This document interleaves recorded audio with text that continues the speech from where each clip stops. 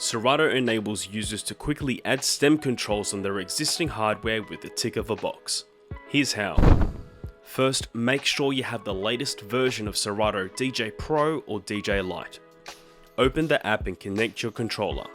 Here I have the DDJ Rev 1 with DJ Lite. Click on the cogwheel on the top right. Under DJ Preferences, tick Replace Sampler Pad Mode with Stems. Now you are able to control stems when the sampler mode is active on the controller. Some things to note on DJ Lite. You can't replace any mode other than sampler, and you can only use the bottom 4 stem effects by clicking on it. The bottom 4 pads on the controller still remain as the transport functions, previous track, rewind, fast forward, and sensor.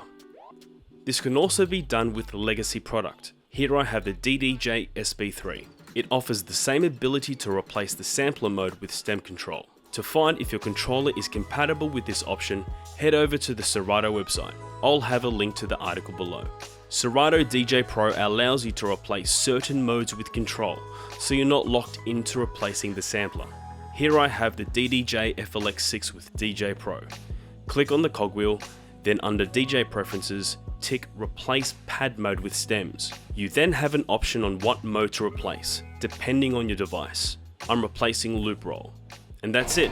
Now you're able to use stems and the stem effects. All devices supported in Serato DJ Lite are also supported with the Replace Pad Mode with Stems feature in Serato DJ Pro if you have a license.